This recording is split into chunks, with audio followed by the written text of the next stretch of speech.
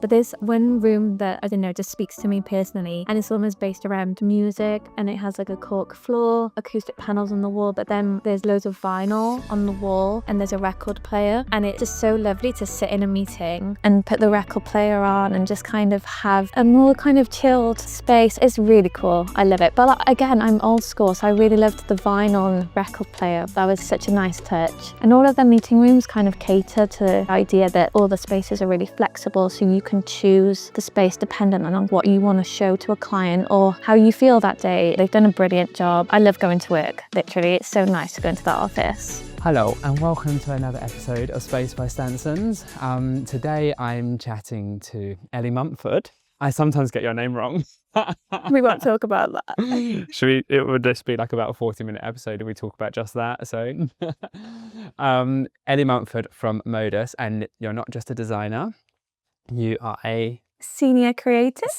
Creative. We should put a French on that, shouldn't we, to make it more fancy? Senior creative. Yeah.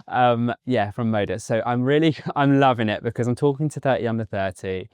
And it's just like next gen, isn't it? And like finding out what they're thinking, what they're doing. So definitely jump in, subscribe. We really want to like get more of these voices through the door. So it's a big thing. Like it's great. So welcome, Ellie. Thank you for coming on the show. Thank you.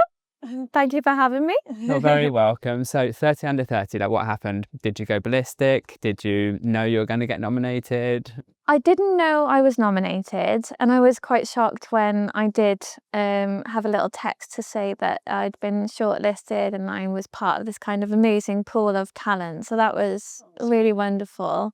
On the night of 30 under 30, I did drink quite a lot of champagne. Yeah.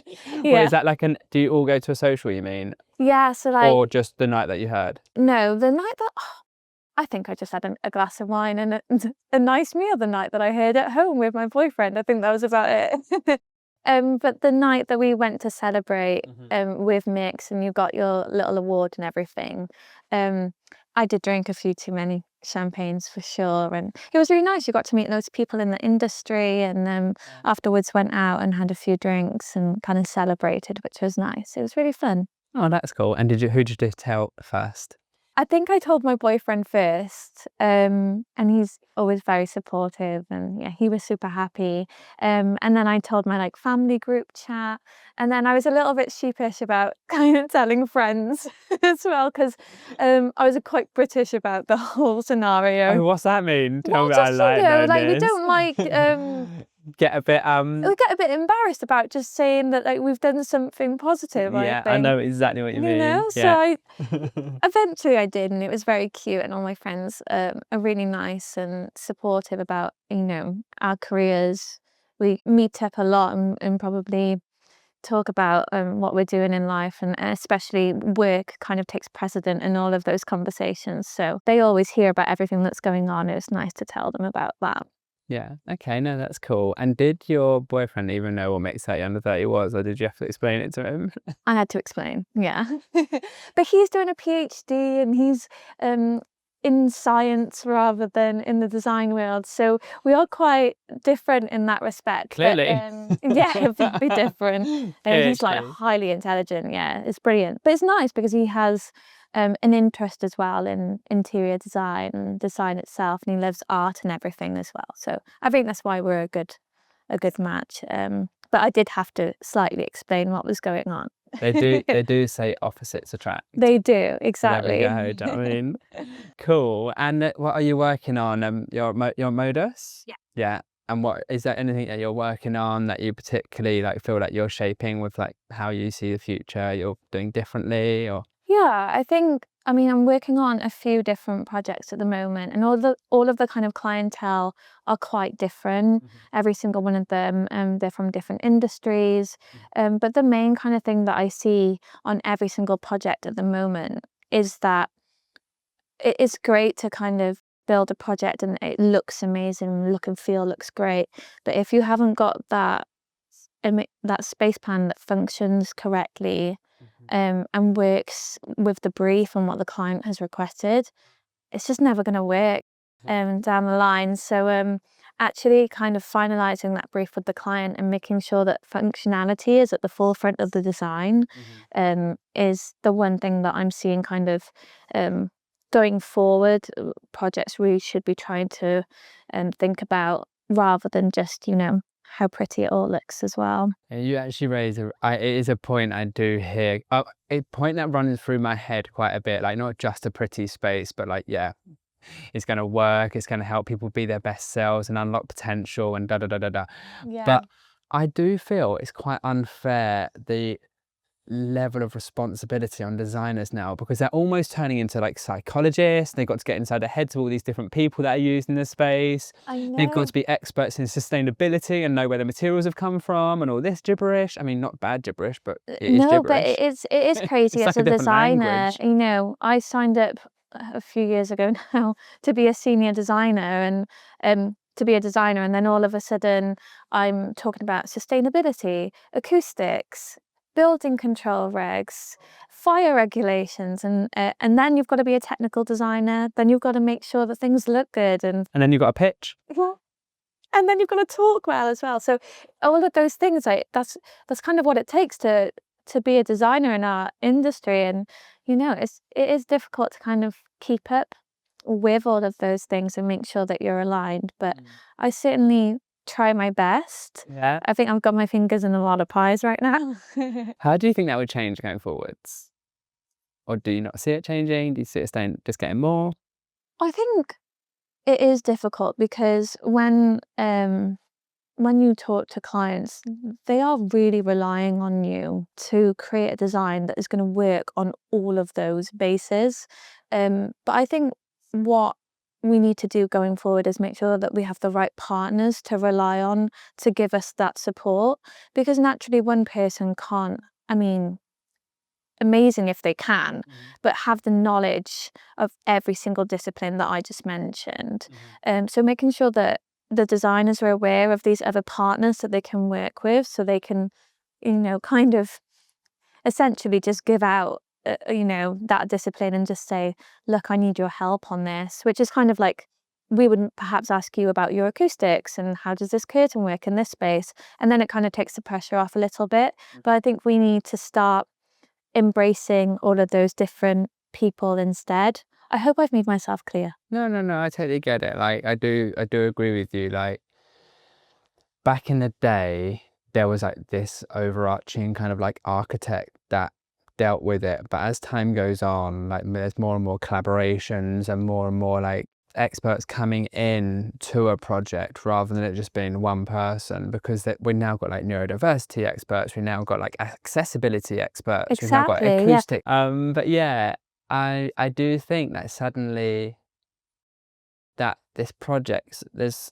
so much more is coming out of them, so much more needs to go into them, so it can't be one person anymore. And that's where I think that I'm picking up about partners. yeah, Have I got you? exactly. Yeah, exactly right. And I really like that. Yeah, again, we have to think about the neurodiversity piece as well. That is mentioned a lot more frequently on projects going forward. And that's difficult because that means that I need to go away and teach myself about all of those things. And it's difficult when you've got a full workload as well. Do you just do it on ChatGPT, or how do you find out? Oh, completely. It's all AI all the way. ChatGPT. No, I think it is a good source to kind of find out what's going on, because you want to make sure that you're designing for everyone in mind. And ChatGPT is a great tool for that. But I'm also, I don't know, AI scares me a little bit. It's scary how good it is, basically. Terrifies me. Okay. I thought like Gen Z were all in it and doing it, and Well, like I was saying to you earlier, I feel I'm on the cusp of millennial and Gen Z. okay. And I sometimes feel like I relate more to the millennials because my IT is not brilliant. I'll hold my hands up. You just get a partner to do it. Exactly. The AV specialists, there you we go. go, yeah. That's what they do. Yeah. No, I'm really bad. I'm like an old person. I'm not good on my phone. It's like, people will vouch for this, I'm sure. So I just get the help from everyone else instead. But it is actually, it's not so shocking though, in the sense that I do think that's how the world's going. It's like not being able to do everything, or like being like, but just being able to connect people, network, kind of bring stuff together, build a community. Do you Yeah. know what I mean? But do you feel though, like we have all these means to communicate with everyone? So that does mean that people expect, it means like the communication is always there, it's always present. And that does pose like a little bit of a stress on people when, you know, you're trying to like maybe just get a piece of work done and people expect you to reply and you're like, hang on a second, but you've got Teams, email, WhatsApp, Messenger. iMessage, yeah. Yeah, it's Slack. crazy.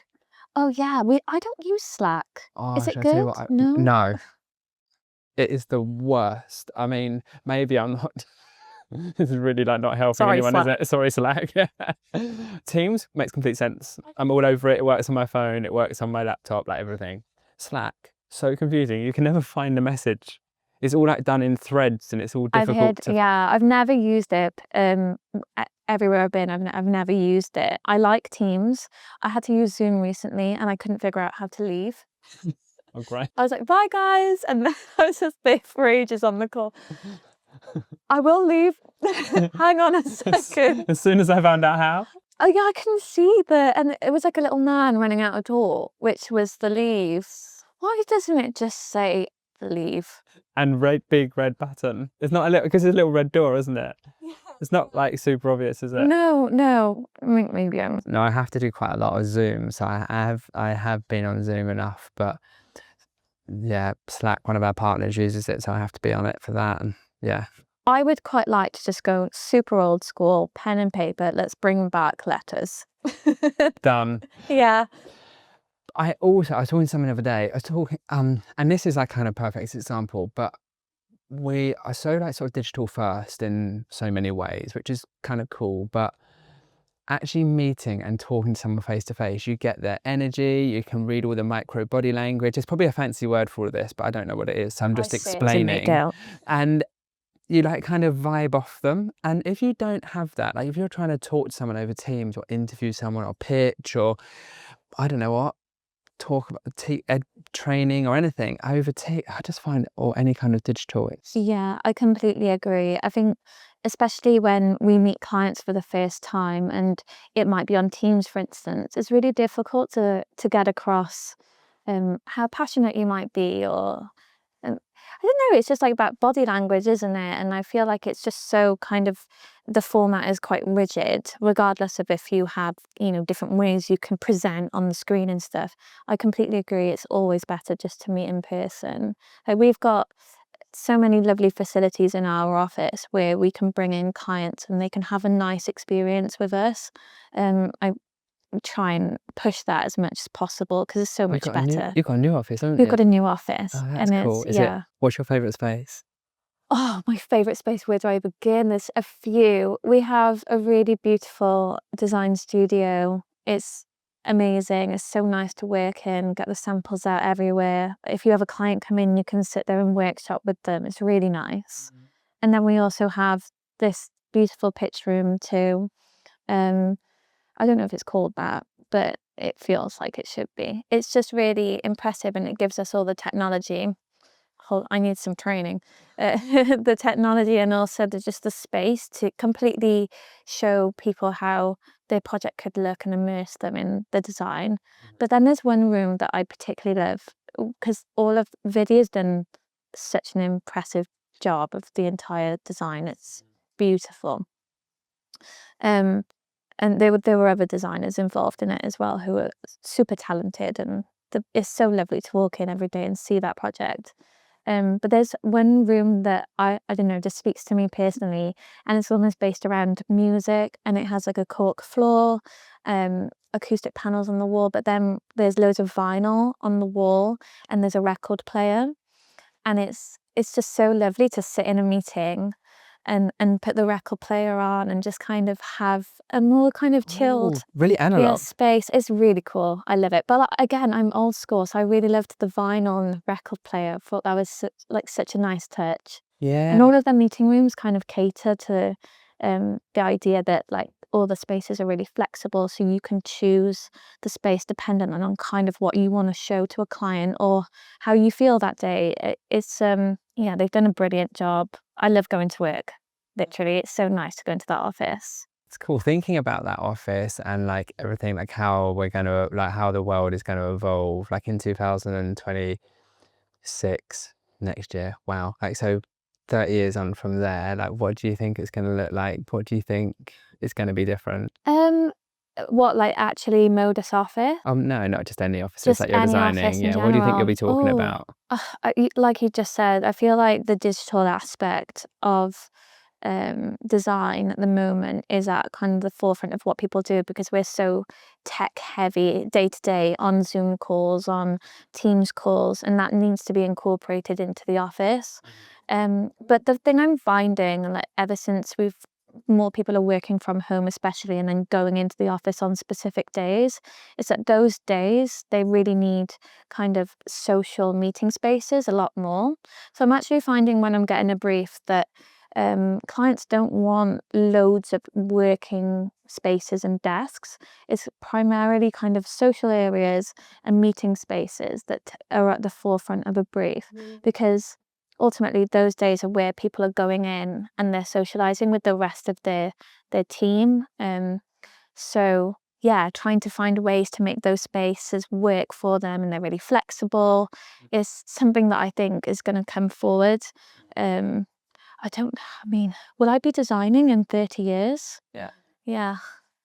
So it's a long old stint, that. This is true. I hope I am, but yeah. Well, I said yes, not because you wouldn't have made so much money you would have retired, because you probably would have done. Oh, I hope But so. there will still be human designers, surely. Yes. That's 100%. more what I was going with a yes. Not like, yeah, you'll be slugging your guts out because you'll need to pay your mortgage Oh, off. yeah. Well, it's going that way. I don't want to get political. Yeah, oh yeah, better not. Yeah. But yeah, okay, yeah, I can see that. When you say meeting spaces, I think everyone like traditionally thinks of a table like of various sizes with chairs and a great big screen. No. So talk to me about meeting space. I actually in had this 30 years' conversation. time. Yeah, I had this conversation earlier with a client because we were talking about ways that you can meet up and have a meeting, which seems like it sounds so corporate, doesn't it, when you say it like that? But it could literally be this kind of setup that we're sat in now, the kind of bleacher style seating, and it doesn't mean that that has to be inside a meeting room with four walls. It could be more open. You could have curtains to zone a space and then open it back up again. They could be lounge rooms, they could be podcast rooms. Like there's so many different ways that you can kind of control a space so it has different means of meeting up with people. Even the way that you maybe plan a tea point and a breakout space, you can do so there's the flexibility to have almost like these different areas of space where the sound could be controlled in one area, so you could have a more informal meeting in one space, but then in another space is a little bit more vibrant and buzzy. You can sit at a countertop and have a coffee with someone and a quick catch up.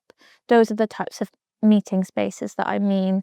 It's not that traditional boring I little know, it's just you meeting hear the room. word meeting room and I'm sure like people flick up in their head like this table and it's like lots of chairs, and I just think actually there's so many conversations that might need to be had. Or I feel that people have got such like so much more pressure than they used to have, or like what you're saying about digital and like getting WhatsApps and everything, that's also happening on a personal level. So some might get some sad news, whereas before you didn't find it out till you got home or something like that.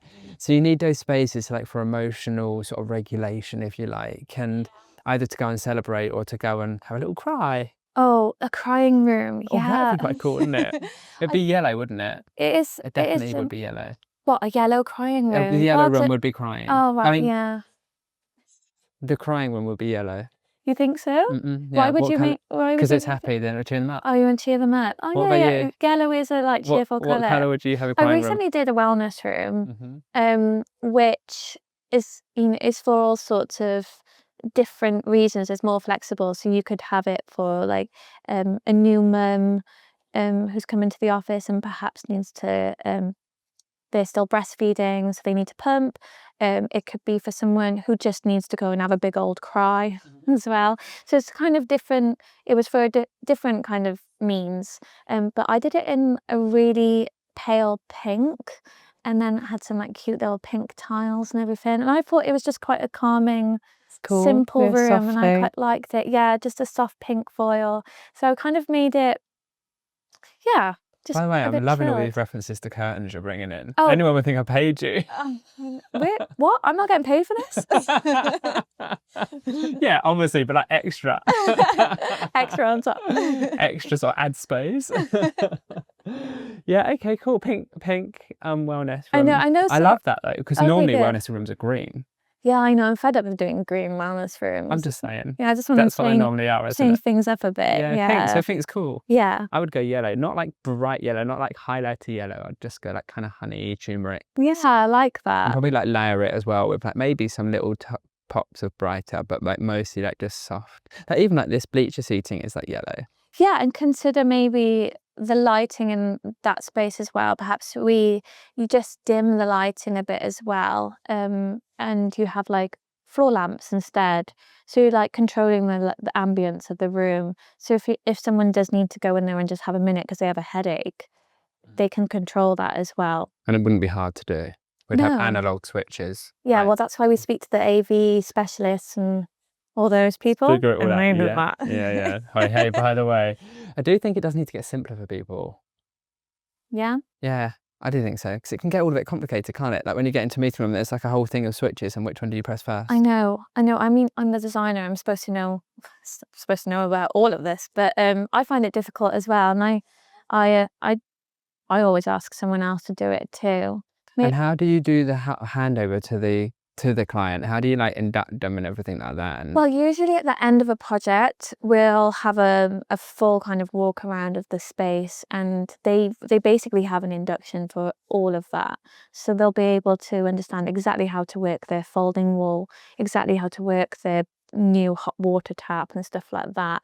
And then I just kind of sit back and watch it unfold and hope that they love it, usually. But there's a whole process that goes into the end of a project and making sure that the client is satisfied. We never just walk away. yeah, okay. Do you think that might change going forward? Like how we induct, how we hand over, how we leave the client, or maybe stay with them, we don't leave them? Yeah, I think a lot now that you've got aftercare teams as well who will deal with a client for a year after leaving a project. We never just pack up and go straight away. We're always their point of contact. I think that's a really crucial part of when they choose who they're working with. Yeah. That's something that they have to consider too. So and you have to check as well sometimes if they're happy with the way things are working, because sometimes you can put a meeting room in or something and it's not always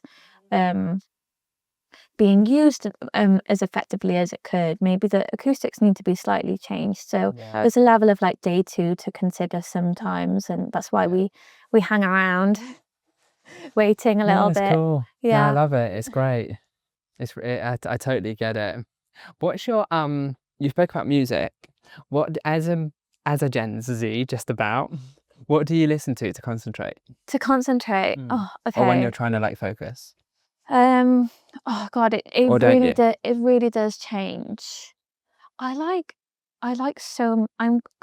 got quite an eclectic taste in music. I know everyone says that, but I really do. I like listening to a classical music I'm on a podcast. I said podcast. Yeah. A classical music playlist. Yeah. I don't know. I couldn't name you any of the composers or who they are, but that apparently, I don't know if this is true, but it is supposed to help with creativity and getting in the zone.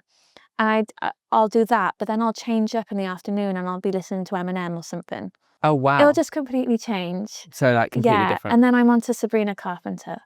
Like I can't put a label on like the one thing that makes me concentrate. I think it fully depends on the task I'm doing. And but you do listen to music? All the time. All the time? Yeah. I do quite like a podcast as well. Naturally, I listen to this one. Oh, obviously. But I can't actually listen to podcasts when I'm working because I like sort talking. of... Yeah. But Especially if you're writing. If I'm writing, I can't. Which is... No, I don't do that an awful lot really, but I do love the Dish podcast. Have you heard that Is that one? as in food? Yeah, Nick Grimshaw and Angela. It's really good. Yeah. It's Waitroses one, isn't it? Yeah. Yeah. I just really interested in their branding. Bizarrely. Yeah, I find their brand quite clever. Yeah. As in Waitrose and their whole magazine, food magazine. And then they launched Dish podcast, and I just was interested in the brand language and how it all went through, and they've just recently had a rebrand. Oh really? Weird, the Ooh. things I geek out on. But yeah, that That is a bit of a niche geek I out. know, yeah. Yeah. It's just brand. In a big sense, it's just branding and how people position themselves. I find it quite fun. But yes, so I have seen Dish in a short. So you like cooking? I'm crap. Oh, but so that's why you listen to learn. I love food. I love eating food. What's your guilty pleasure? Where do I begin? At the moment, it's really bad, but I'm addicted to Leon chicken nuggets. Gluten-free? The gluten-free ones. Okay. They're baked. They're not that bad. Brilliant. But it's not a good habit to get into. Okay, but Dish is obviously offering something a bit more elevated than that. Yeah. Oh, what do I love that's Or a bit... Oh, yeah, no, they basically pick whoever's the guest. They go on and Angela will cook maybe one of their kind of favourite foods that they kind of like, or something that's related to the guest usually. And Nick kind of sits back. I'd be Nick. I'd just sit back and enjoy and talk too much basically. And taste the food, yeah. But I think it's so nice. It's so personal. Food is so personal to each person that goes on there, and they pair it with a drink and everything as well.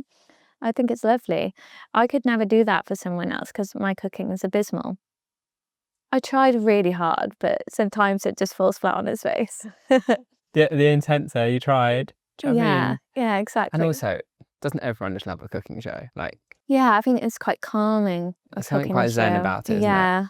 And I do think it's a little bit like music. Like, it is quite personal.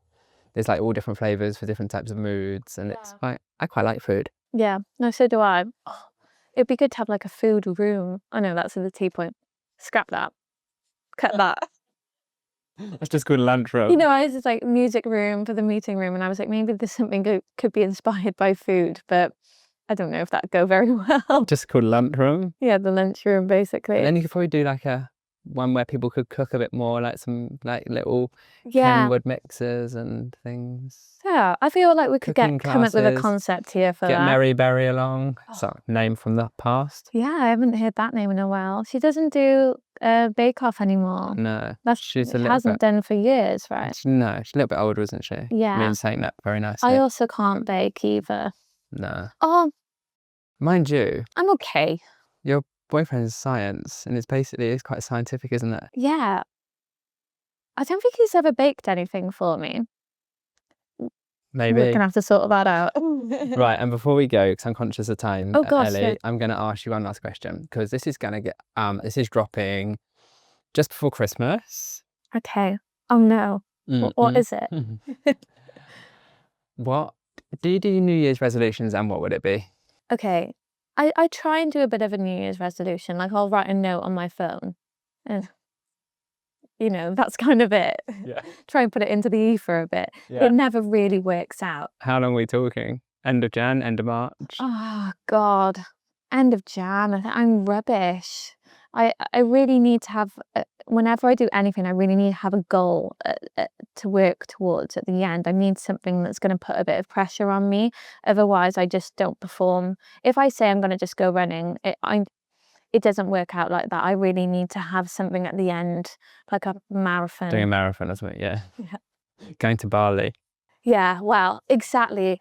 I had a holiday recently. And you went to Bali? I went to Bali, which was amazing. So beautiful. And I worked really hard going to the gym and training and trying to be good with my food. And since I've been back, well, it's been chicken nuggets all the way. Of course it has. Yeah. Then we all would have that like little like drop off when you come back from holiday though. Like... No, and it's gotten cold as well, so you want comfort food all the time. It's so much easier to be healthy when it's summer outside. Although summer is a nightmare, isn't it, for evening drinks and cocktails, which always ends in chips and pizza and... Exactly. Do you know what I mean? Yeah. So, oh well, anyway, so New Year's resolution. It has never worked out well in the past. You're going to bother this year or jacket? Or next year, I mean.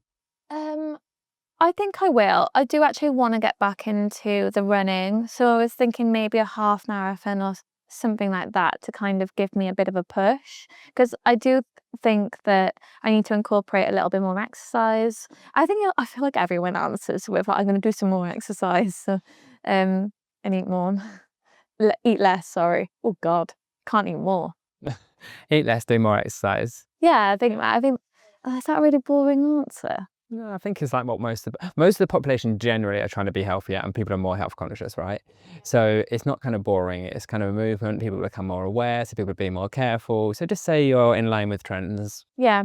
Do you know what? And a nice one. I think all my family are based in Wales, and I probably don't go home and visit enough. So I think I'm going to make more of a conscious effort to try and visit them a bit more as well. There we go. Oh, that's nice. Yeah. Not everyone can say that. Not everyone's got family in Wales. No, it's really nice to go back home, but I just hate going to Paddington Station. It's always What's wrong with Penny Station? It's so busy. Oh, I see. It's so busy, and the trains are always packed, and it's a bit of a nightmare. But I'm going to be selfless. It's about going to see family and friends. And suffer on a train journey for however many miles. Yeah, exactly. Oh, thank you, Ellie. Really appreciate you taking the time out of your day, coming on, chatting to us about your mixed story and your projects and everything else. It's great to get insight into next generation, Gen Z, millennial sort of I'm on the split. cusp. I'm on the cusp. I feel like I relate to both, but yeah, it's nice. It's been the 13 to 30 thing was really fun and so nice to be nominated as well. Brilliant. Well, thank you. Thank you very much. Very kind. Thanks, guys. Thanks for listening in. And yeah, as always, do your thing for the algorithm, like and follow the show. And we'll be back again in the new year. Take care.